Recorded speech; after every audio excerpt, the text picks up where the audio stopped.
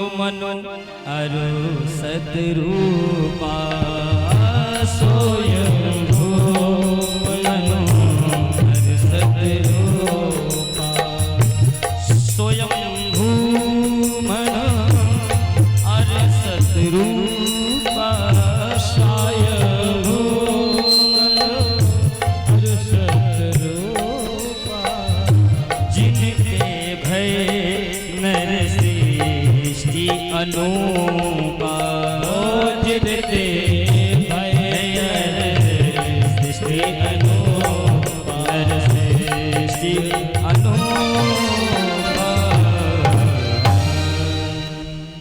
आज मनु महाराज मैथुन क्रिया से सृष्टि यहीं से प्रारंभ करते हैं। प्रथम बार में 3 पुत्री और 2 पुत्र हुए।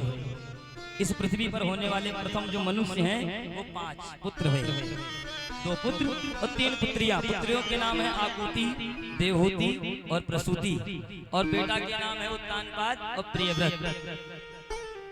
तो पहले हम मनु महाराज की 3 बेटियों के बारे में जानेंगे। मनु महाराज की जो बड़ी कन्या है इनका विवाह हुआ करदम ऋषि से, जो जिन 10 ऋषियों को ब्रह्मा जी ने प्रकट किया था। सावधान होकर के सुनिएगा नहीं तो दिमाग से बात निकल जाएगी। बोलो जय सिया राम। आवाज नहीं आई? जय सिया राम। खा के नहीं आए क्या? जोर लगा के बोलो जय सिया राम। और थोड़ा जय सिया राम। ऐसे बोलो कि अगल बगल वालों को पता भी चले, खाट से खाली गिर जाएं। इतनी जोर की आवाज होनी चाहिए।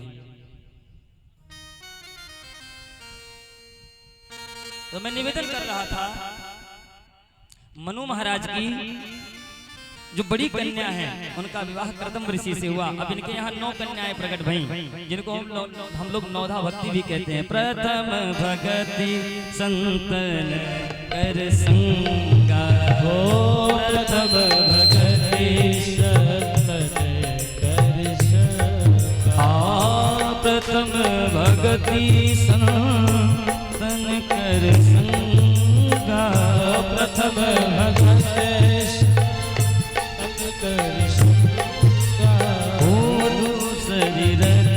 मम कथा प्रसंगा हो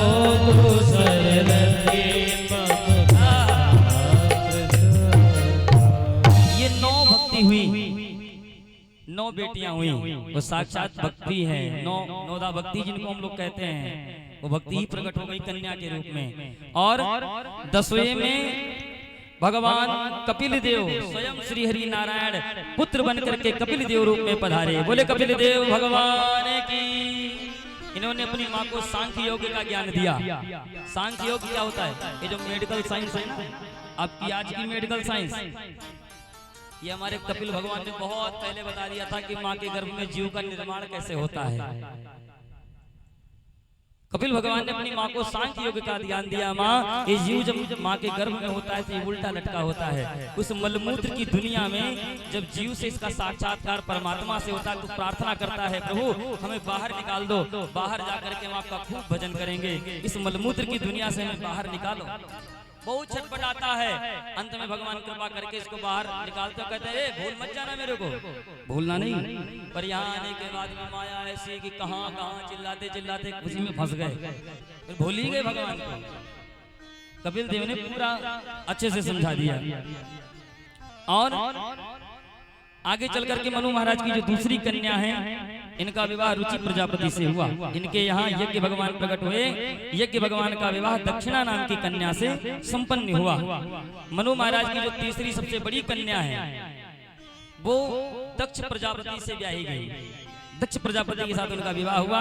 इनके यहाँ 16 कन्याओं ने जन्म लिया, जिसमें 13 कन्या धर्मराज को ब्याही गई, 1 कन्या पितरों को ब्याही गई, 1 अग्निदेव को ब्याही गई जिनका नाम था स्वाहा देवी, और सबसे छोटी कन्या माता सती। इनका विवाह भगवान भूत भावन भोलेनाथ के साथ हुआ। और इनका आगे कोई वंश नहीं चला। सब में तो विस्तार हुआ पर इनके यहाँ कोई बेटा बेटी नहीं हुए। परीक्षित जी चौंक गए, महाराज ये कैसे हुआ?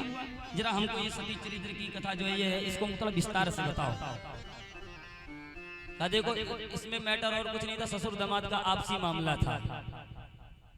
भगवान भोलेनाथ का एक बार सती के पिता ने अनादर कर दिया। कई कारण ऐसे हुए जिनसे इनकी संतति नहीं चली, इनके घर में कोई बालक बेटा नहीं हुआ। एक बार दक्ष को प्रजापति बनाया गया। और भाई जब प्रजापति दक्ष को बनाया गया तो एक सभा आयोजित की गई कि उसमें सभी को बुलाओ और दक्ष का अभिवादन करे। भाई दक्ष को प्रजापति बनाया गया तो उस सभा में सब अनेक ऋषि मुनि महात्मा संत देवतागण पधारे। उसमें भगवान श्री हरि विष्णु ब्रह्मा जी और बाबा भोलेनाथ भी पधारे। तो जितने थे वहाँ जब दक्ष प्रजापति पहुंचा तो सब ने खड़े होकर के अभिवादन किया, महाराज दक्ष प्रजापति की जय हो। ताली बजाने लगे, स्वागत करने लगे। पर दक्ष की निगाह ताली बजाने वालों पर, स्वागत करने वालों पर नहीं गई।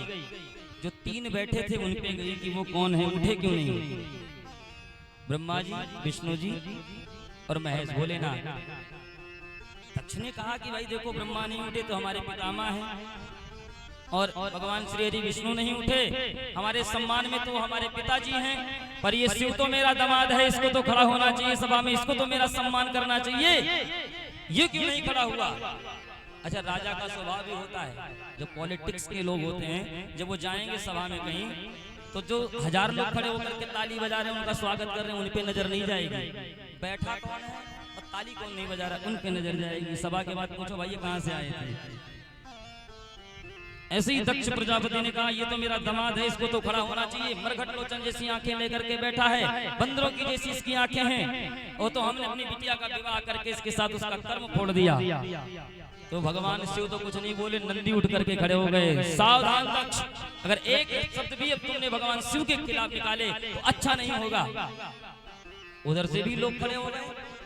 धीरे धीरे देखते देखते दोनों तरफ से लोग खड़े होकर के तनातनी करने लगे। भगवान शिव समझ गए कि ये सम्मान समारोह मार समारोह में बदल जाएगी, यहीं पर विश्व युद्ध छिड़ जाएगा, इसलिए ठीक नहीं। दोनों को समझा दिया, देखो नंदी बैठ जाओ, तुम भी शांति से बैठो और तुम भी शांति से बैठ जाओ।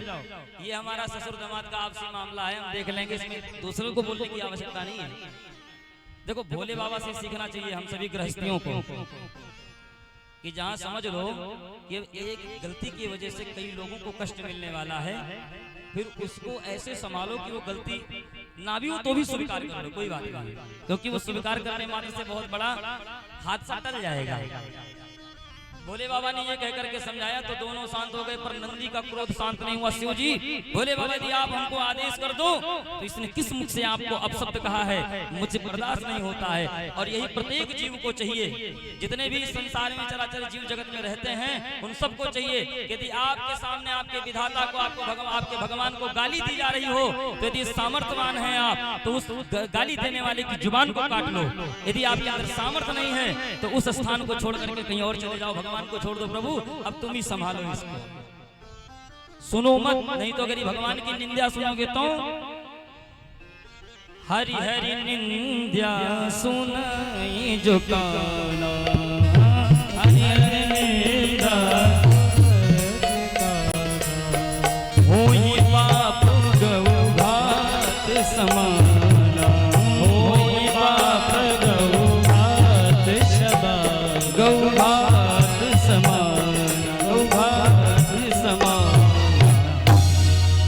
अपमान कर दिया। भोले बाबा ने अपनी पत्नी सती मैया से कभी नहीं बताया, ना सती मैया ने पूछा, ना भोले बाबा ने इस विषय में बताया।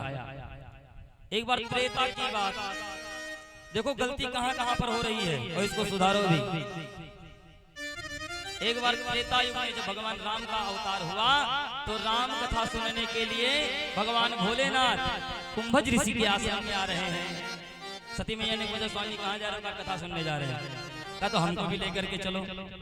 अच्छा देख लो, सभी पतियों को भी समझना चाहिए, सभी पत्नियों को भी समझना चाहिए। यदि आपका पति नास्तिक है तो पत्नी का धर्म है कि अपने पति का पतन होने से बचा ले, उसे किसी न किसी तरीके से भगवान के रास्ते पर लगा दे। यदि भाई पत्नी नास्तिक है, पति आस्तिक है, तो पति का भी धर्म बनता है। यदि वो कथा सुनने जाता है तो जैसे भोले बाबा अपनी पत्नी को लेकर के साथ में जा रहे हैं, ऐसे परिवार के साथ कथा सुनने जाना चाहिए। बड़ा ही सुंदर भाव है।